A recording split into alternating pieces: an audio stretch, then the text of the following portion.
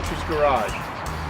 Today we're going to start talking about the basics of an engine swap.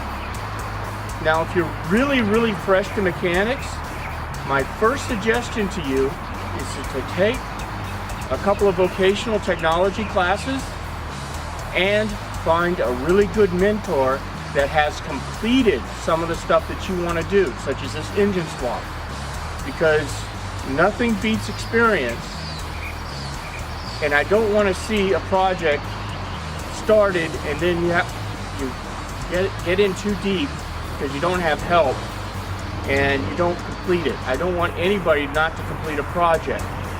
So we're just going to cover the very basics right now. Here we've got the Cummins that I'm using for this particular engine swap, semi mocked up. It's not quite close. I'm going to end up having to run an electric fan because the clearance is too much to run a mechanical. I'd rather run a mechanical, but I'm going to be cutting the firewall as it is, and that will always affect, your clearance on adjusting your rockers and stuff. So I really try to avoid, where it's going to affect, maintenance on the vehicle. But I don't have a choice because of clearance. It's really nice that we have this front mount here. It's going to make things easier. I'm going to try and pick up some of the factory mounts for the engine. I'm going to have to fabricate flywheel housing mount, but it's going to be rather simple.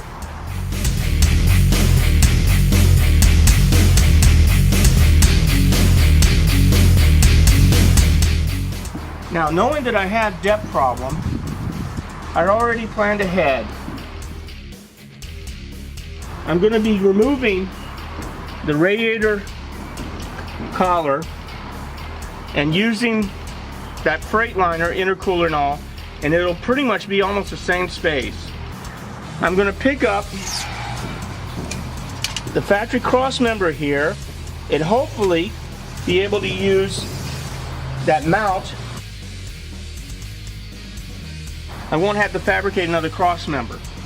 I'll use the mount that's on the front of that Cummins. Now when you're dealing with a gas engine, it's, everybody wonders about what angle to put their motor. With a gas engine, you have the intake manifold on and you make the intake manifold level. That's going to keep your float bowls level, and it's going to help you out the rest of the way.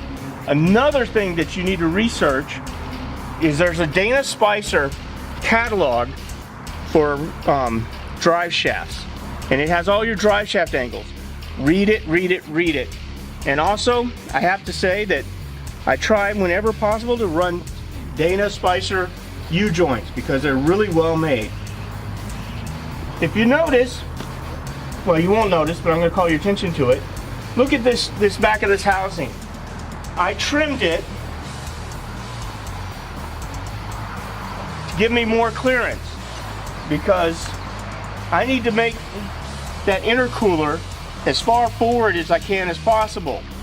If you look on this side, this is the original depth, and it's much further back.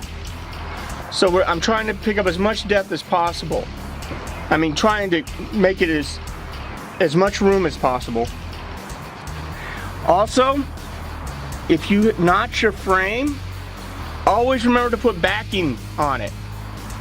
These frames are made, to have no notches in them. If you have a notch in it, that's a weak spot, and you have to put backing on it to make sure that it's strong enough.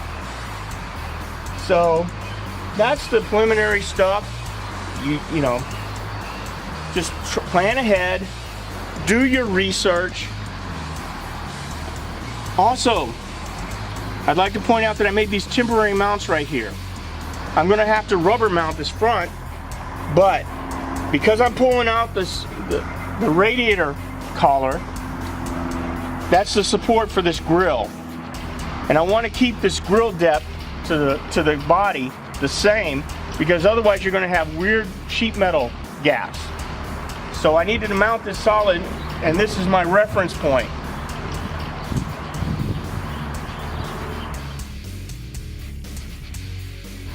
My next big hurdle is removing this engine on the slope.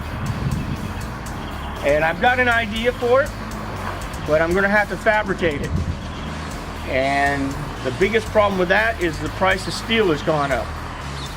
So after I buy the steel and fabricate it, I think you'd be pretty interested in it, in my solution to this problem. But that'll be the next video, and it'll probably take a couple of weeks at least. So thank you for watching. Please remember to like and subscribe. And you know, it helps to put the video up higher and helps to reach more people. Thank you.